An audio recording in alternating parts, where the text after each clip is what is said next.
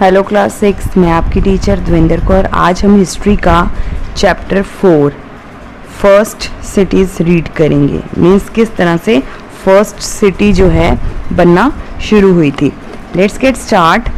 During the early stone age, जब stone age चल रही थी तो जो इंसान हैं उन्होंने केव्स में, केव्स का मतलब जो गुफाएं होती हैं, गुफाओं में रहना शुरू कर दिया था नियोलिथिक पीरियड के अंदर। They had moved down to the river valleys, और वो रिवर वैलीज के आस पास रहना शुरू हो गए थे। ठीक है, जहाँ पर उनको पानी मिल सके वो वहाँ पर रहना शुरू हो गए थे। इसके बाद है this is a clear indication of change in geographical location owing to climate changes. अब यहाँ पर क्लियर इंडिकेशन था, मतलब साफ साफ इंडिकेशन मिल रहा था कि जियोग्राफिकल लोकेशन उनकी चेंज हो गई, मतलब रहने की जगहें उनकी चेंज होती जा रही है।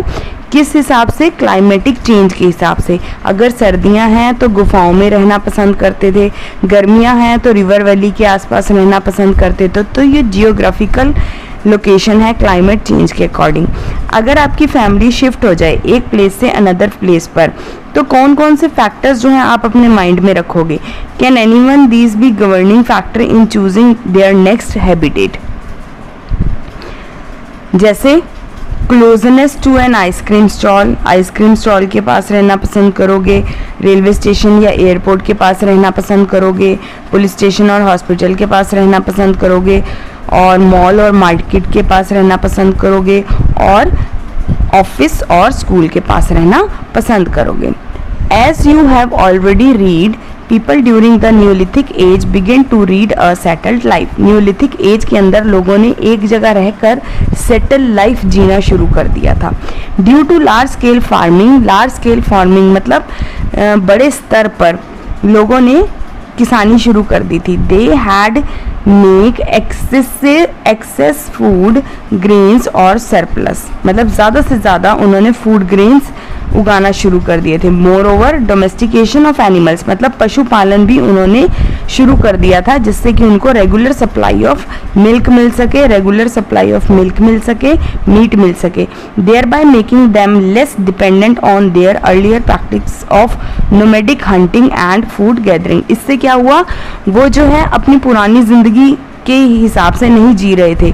अब वो हंटिंग कम करते थे, पशुपालन करते थे, पशुपालन से ही उनको मीट मिल जाता था, फूड इकट्ठा करना शुरू कर देते थे इस तरह से।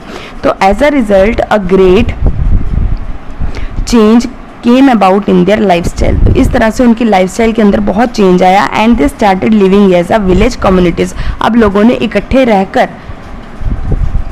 होकर रहना शुरू कर दिया था।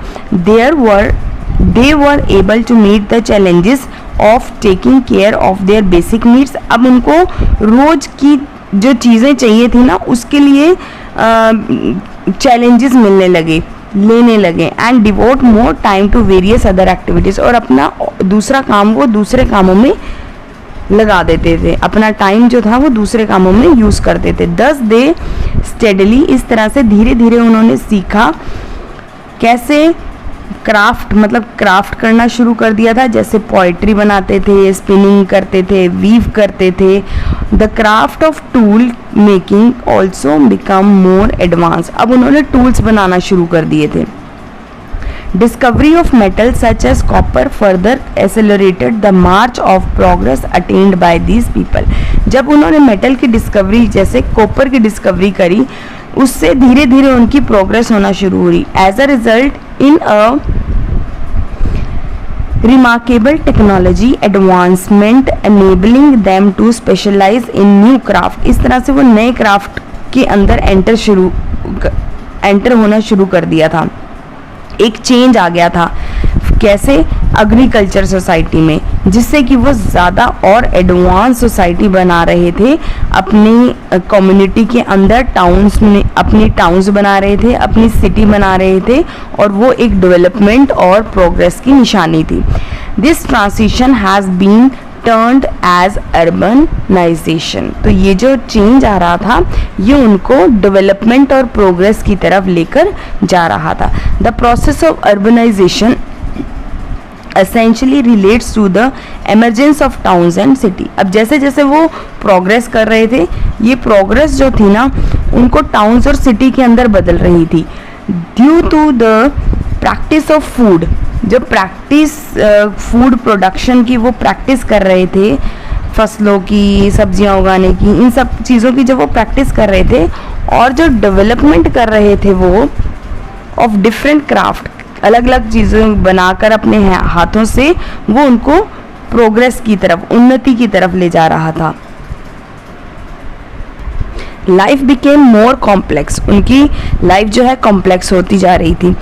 धीरे धीरे side by side a type of barter system started probably with craft person exchanges their product for food grains produced by farmers.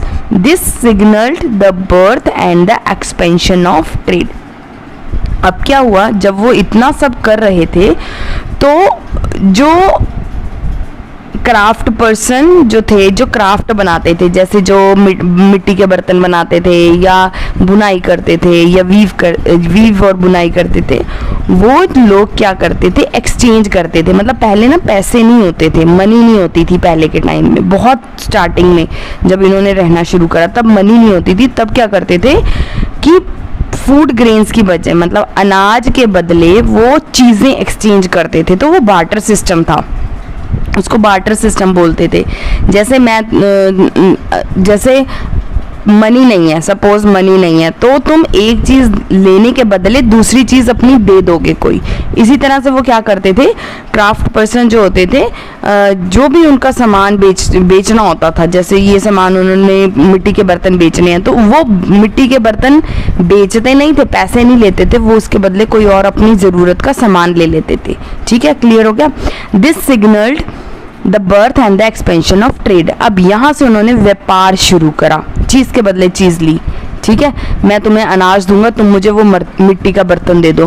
तो ये ट्रेड सिस्टम उन्होंने शुरू करा. The traders and the craft person lived in proximity and the together formed well organised communities. तो अब इन्होंने अच्छी खासी एक कम्युनिटी बना ली थी इस चीज़ को लेकर, that were larger than the rural communities of their predecessors. तो जो प्रीडेसर्स मतलब उनके पूर्वजों का जो टाइम चल रहा था ना, नोमैडिक लाइफ जो चल रही थी, उससे बड़ा होता जा रहा था ये चीज़. People who belong to such communities, जो इन जातियों से या इन कम्युनिटीज से, इन ग्रुप से बिलोंग करते थे, वो हर चीज़ शेयर करते थे. जैसे कल्चरल प्रैक्टिसेस करते थे, रीति रिवाज निभाते थे, ट्रेडिशन निभाते थे. तो these communities had distinct boundaries. इनकी एक लिमिटेड बाउंड्रीज बन गई थी और एडमिनिस्ट्रेटिव सिस्टम बन गया था जो उनको pave the way for the early towns and cities. तो वो एक रास्ता बना रहा था उनका टाउन्स और सिटीज़ बनने का. इवेंचुअली दिस डेवलपमेंट कंबाइन, धीरे धीरे क्या हुआ कि ये डेवलपमेंट ना कंबाइन होती चली गई, जिससे क्या बना, ग्रेट एंशियंट सिविलाइजेशन बन गई, एक सभ्यता बनती चली गई. What does civilisation mean? Civilisation का क्या मतलब है? Civilisation signifies a highly developed way of living characterised by a developed social system. एक ऐसी डेवलप्ड वे था, एक ऐसा प्रोग्रेस का तरीका था जहाँ पर लोग रहते थे एक सोशल सिस्टम के अंदर, जहाँ पर टेक्नोलॉजी प्रोग्रेस हो रही थी. इसके अंदर लोग थे, मतलब ग्रुप ऑफ पीपल थे जो शेयर करते थे अपनी वैल्यूज़ को, अपने कंसेप्ट को, अपनी प्रैक्टिसेस को, क्रूशियल फॉर देयर प्रोग्रेस, जो आगे बढ़ना चाहते थे अपनी प्रोग्रेस और ग्रोथ को लेकर.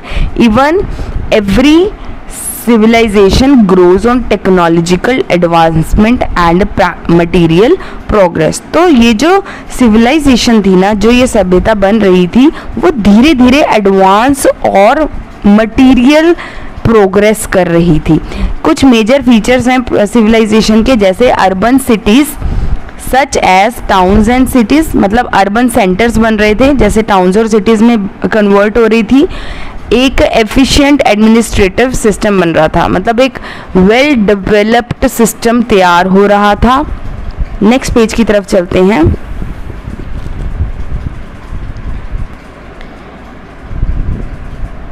नेक्स्ट है prevalence of complex system of beliefs.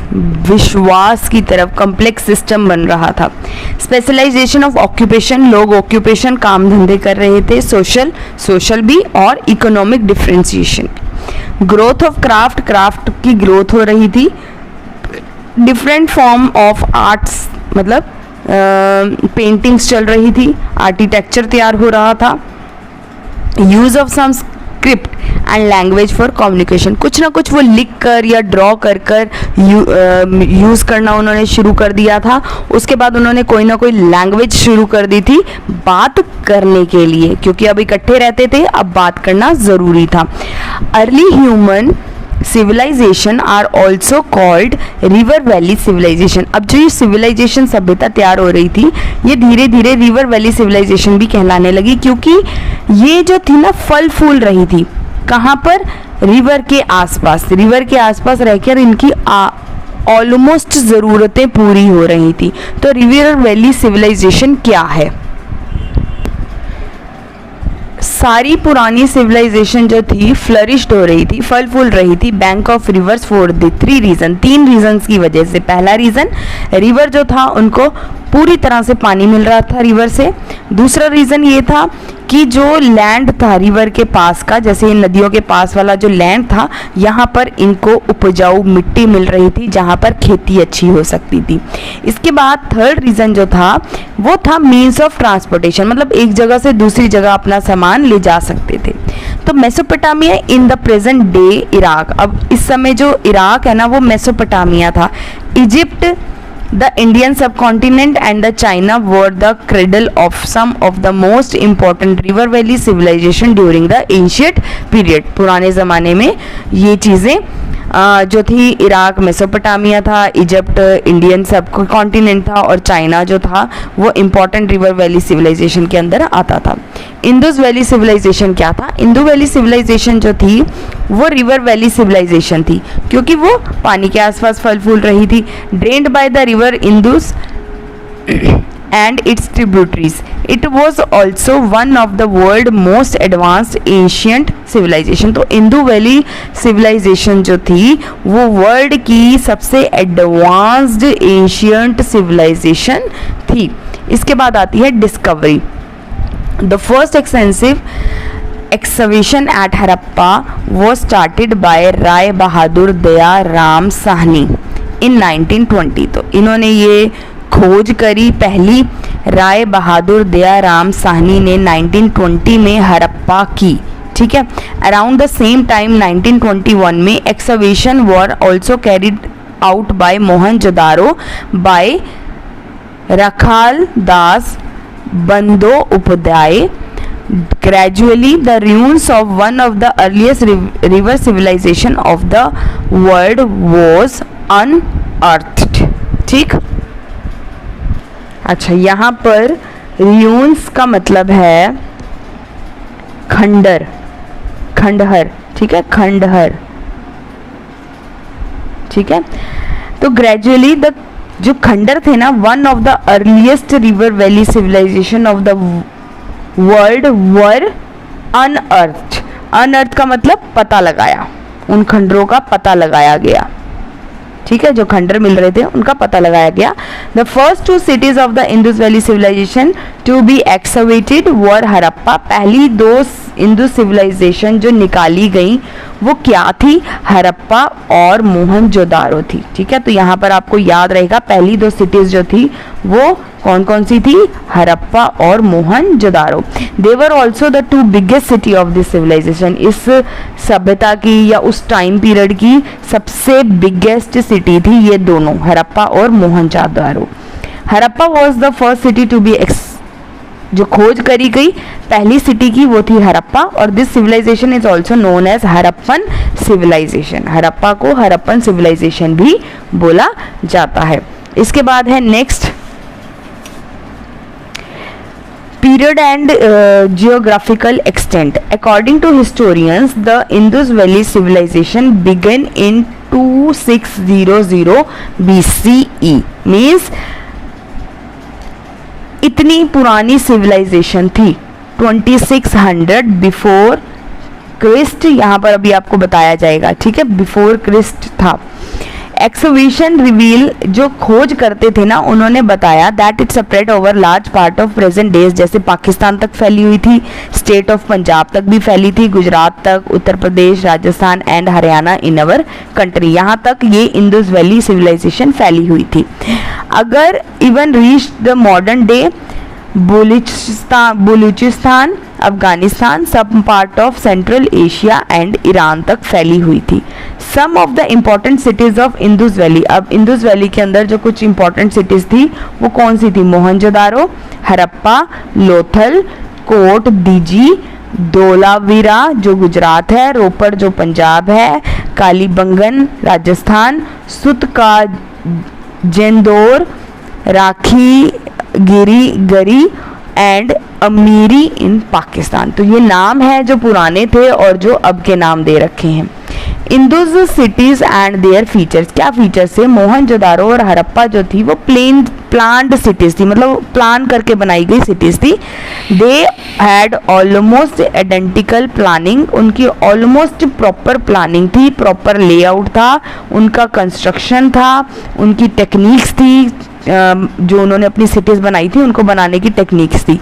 There were probably the twin capitals, तो ये दोनों जो थी ना, हरप्पन और मोहनजोदारो, ये ट्विन कैपिटल्स थी। ट्विन का मतलब दोनों एक जैसे दिखने वाली कैपिटल्स थी। अनदर स्ट्राइकिंग सिमिलैरिटी, दूसरी सिमिलैरिटी क्या थी कि पोइट्री, ये पोइट्री ज़्यादा करते थे, जैसे red pottery painted with designs in black, also known as red and black ware, these and other articrafts such as the remains of brick structure seal। अब इसके आर्टिक्राफ्ट्स के अंदर क्या क्या आता है, ठीक है। अच्छा, इसके बाद जो नेक्स्ट पेज है 127, अगर आप वो देखो, ये आपका पेज 127 है। इसके अंदर यहाँ पर खंडर दिखेंगे आपको मोहनजोदारो सिटी के, जो खोद के निकाली गई सिटीज, ठीक है। इसके बाद ये आपका मैप है, मैप हम बाद में फिल करेंगे, ये प्रॉपर मैप की मैचिंग्स और मैप के नाम्स हैं, और यहाँ पर एक क्वेश्चन है, ये हम बाद में फिल करेंगे। इसके बाद terracotta figurines etcetera help in constructing the lifes of the people living in Indus valley civilization. तो इस सभ्यता में रहने वाले लोगों की जो थे आर्ट क्राफ्ट थे, सील्स बनाते थे, टेरिकोटा फिगर्स बनाते थे, कंस्ट्रक्शन करते थे अपने रहने के लिए।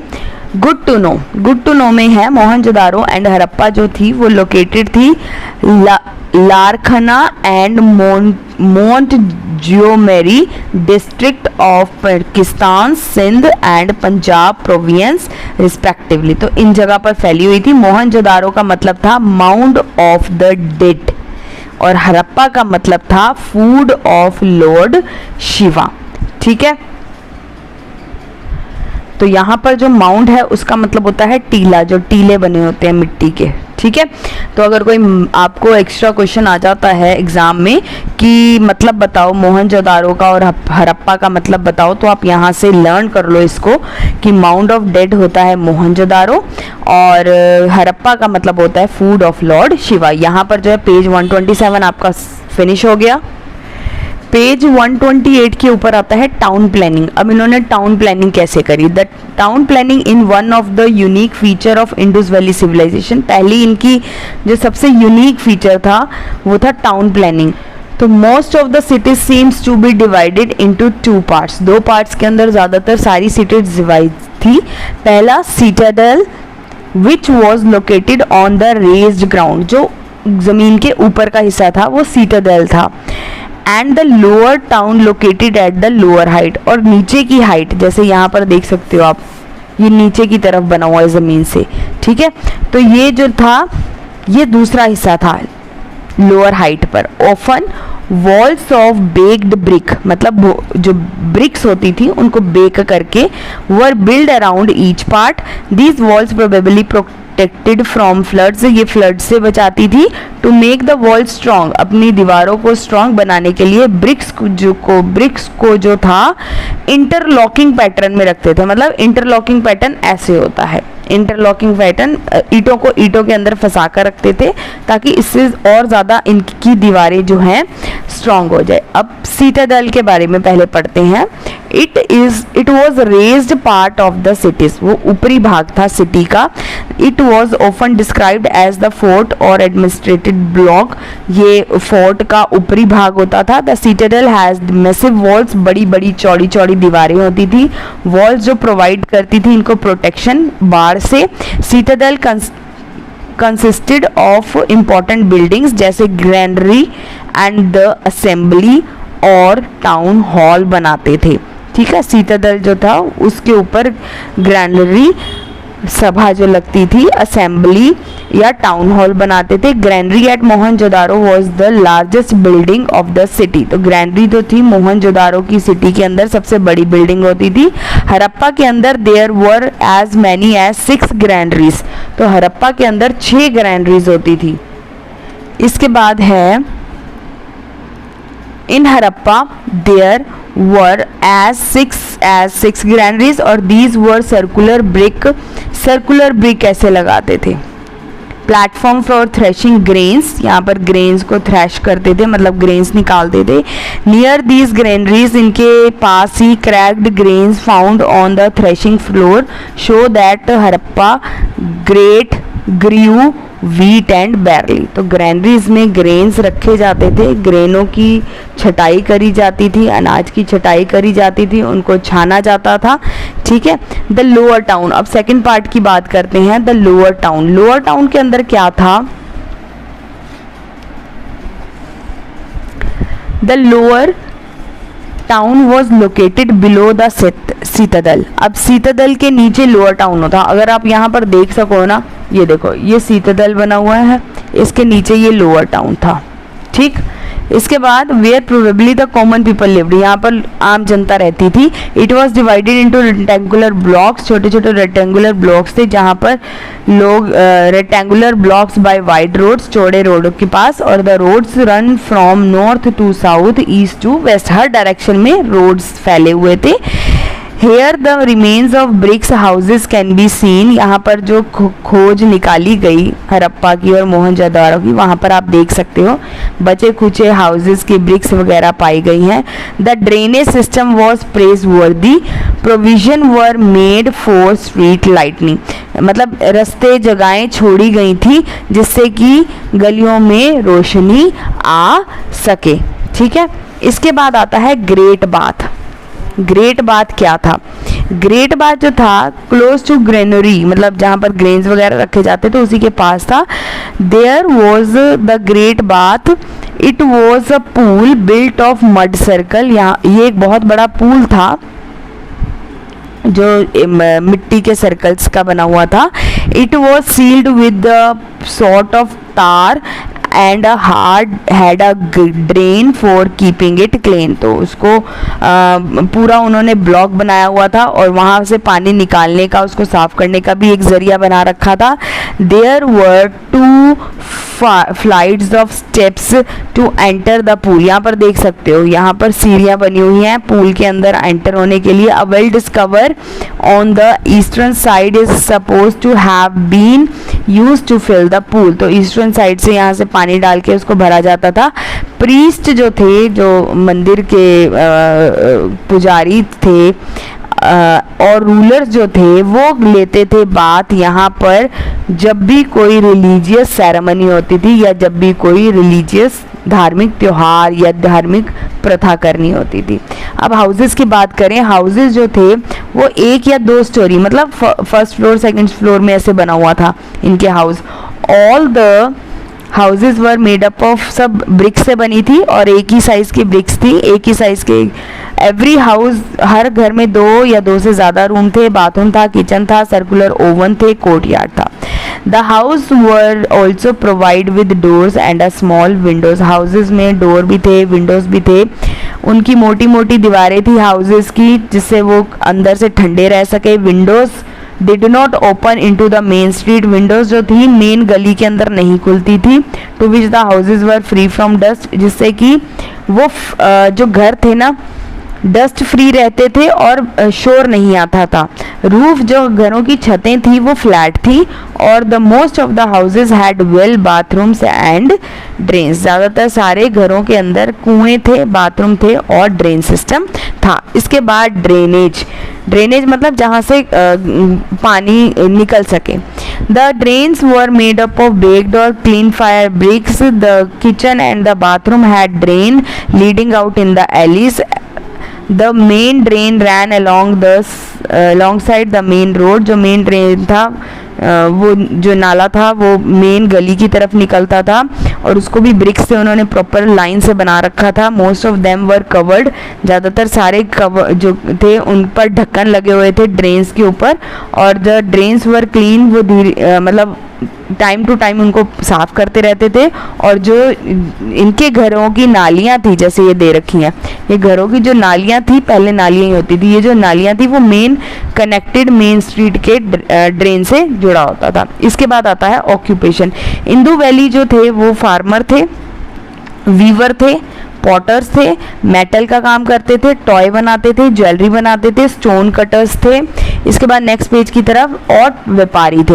Agriculture was most important occupation because of the fertile soil. नदी के पास रहने से इनका एग्रीकल्चर, जो खेती बाड़ी का काम था, वो सबसे इम्पॉर्टेंट काम था। फार्मर जो थे दो तरह की फसलें करते थे पूरे साल के अंदर। Indus valley people were probably the first to have grown paddy, जो फसल थी वो पहली इंदू वैली थी जिसने की थी।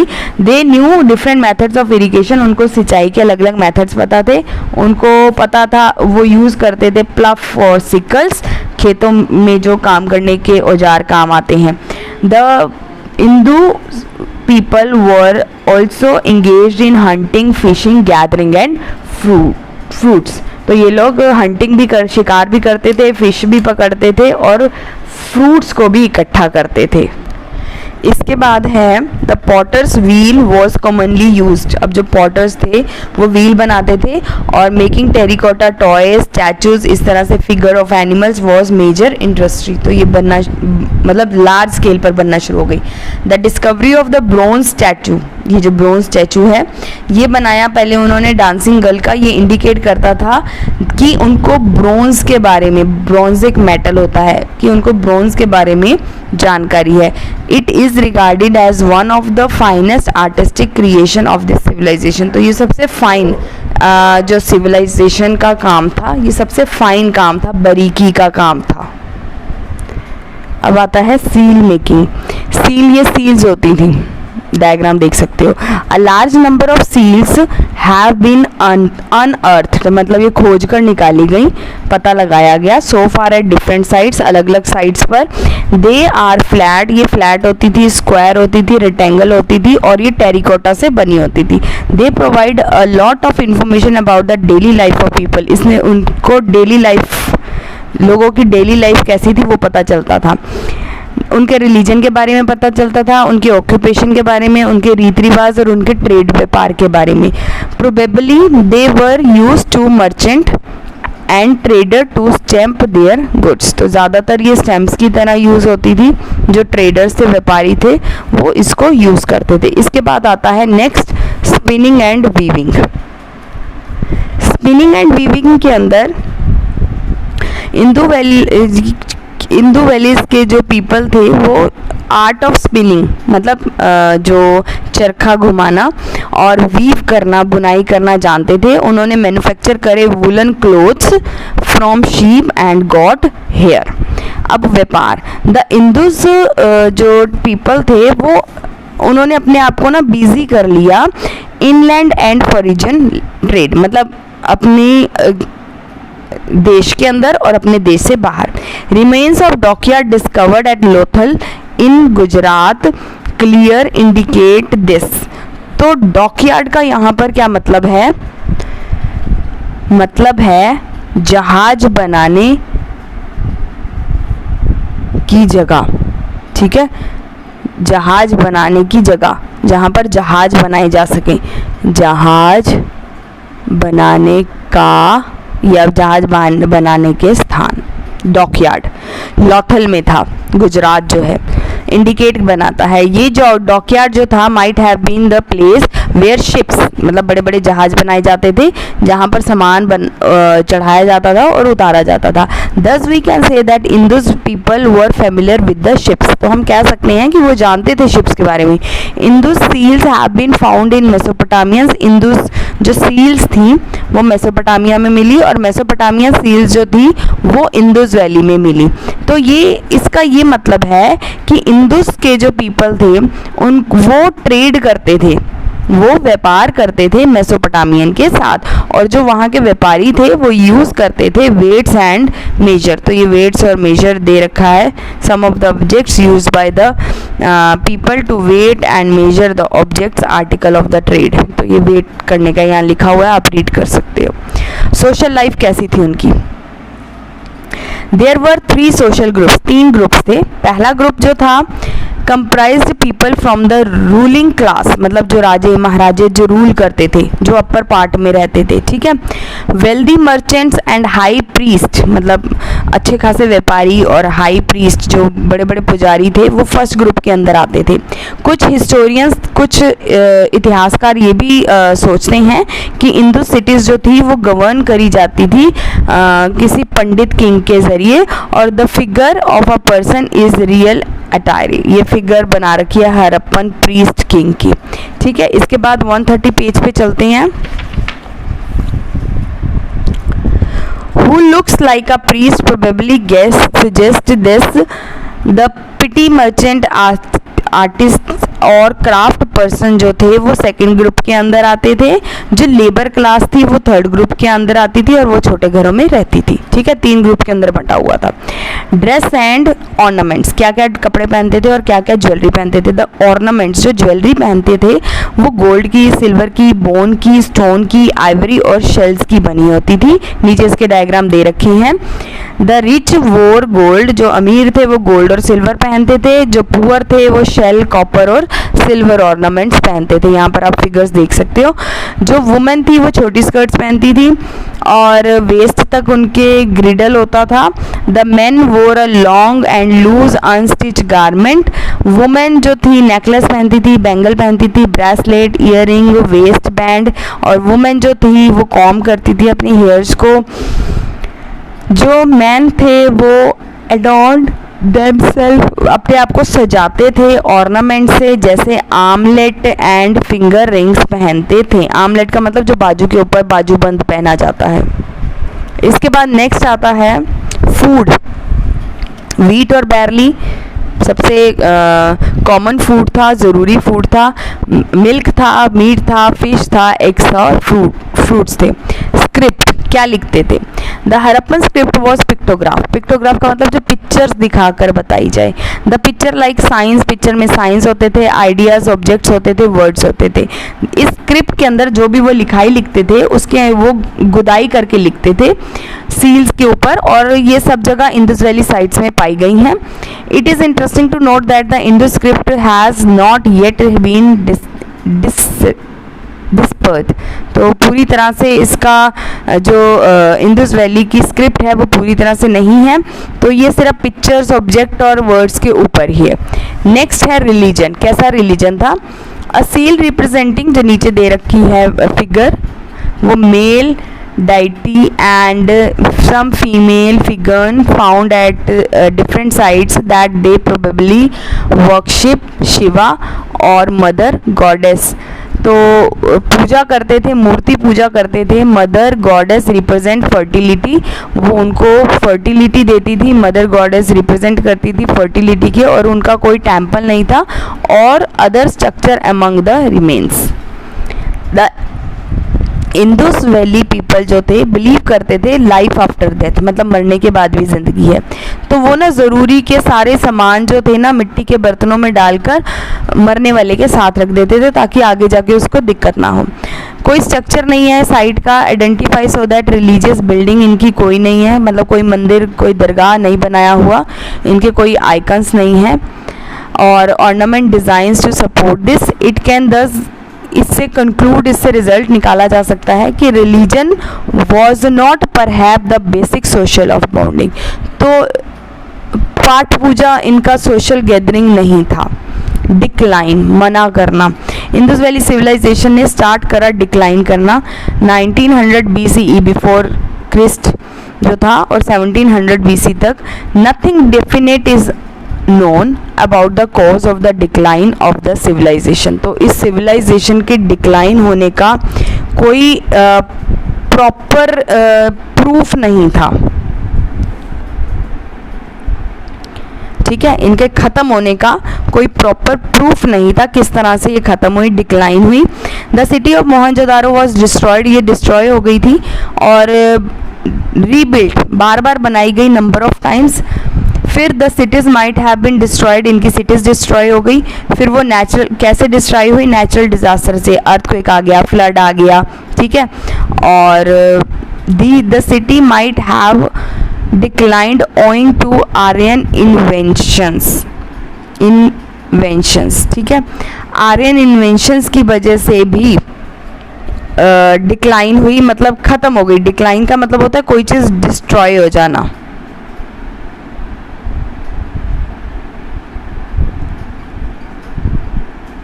इसके बाद आता है, मतलब आर्यन इन्वेंशन का मतलब यहाँ पर आक्रमण है।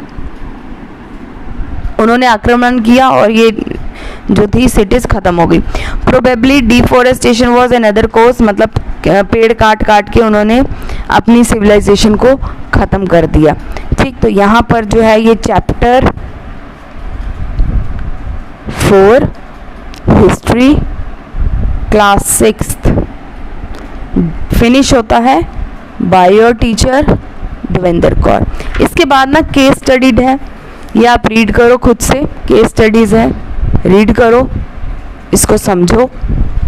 ठीक है, तो हमने पूरा चैप्टर रीड कर लिया है। तो ये डॉकयार्ड्स और यहाँ पर हड़प्पन और धोलावीरा का दे रखा है आपको, इसको रीड करो। पूरा स्ट्रक्चर जो है बता रखा है उन्होंने। इसके बाद है चैप्टर की समरी। इस समरी पार्ट्स को आप फटाफट से रीड कर लो, जो अभी तक हमने रीड करा है वही सारा पॉइंट्स में है। ठीक है, इसके बाद ग्लॉसरी है, ये आपको नोटबुक्स में नहीं करनी। इसके बाद जो नेक्स्ट पेज पे, पेज नंबर 132 पेज पर, यहाँ पर आप देखो, यहाँ पर आपको बैक एक्सरसाइज दे रखी है, तो ये हम क्लास में कंप्लीट कर लेंगे। ए पार्ट फिलअप्स है और बी पार्ट ट्रू फॉल्स है, सी पार्ट मैचिंग है, डी पार्ट वन वर्ड है। ठीक है, और ई पार्ट आपके आंसर द फॉलोइंग क्वेश्चंस हैं। एफ पार्ट जो है आपका आंसर इन डिटेल्स है। इसके बाद हॉट्स क्वेश्चन है and then chapter 4 history finish हो जाएगा, रिटन पार्ट आपका। ठीक है, 6 क्लास का। इसके बाद जो आता है आपका आता है असाइनमेंट 1, टेस्ट असाइनमेंट 1 है। ये हिस्ट्री के चैप्टर 1 to 4 से बनाया गया है, तो इसको भी हम क्लास के अंदर कंप्लीट करेंगे। A part fill ups, B part one word है, सी पार्ट है answer the following questions and then finish. इसके बाद चैप्टर 5 आ जाएगा। तो यहाँ पर आपकी बुक का चैप्टर नंबर 4 कंप्लीट होता है by your teacher Devendra Kaur. Have a good day.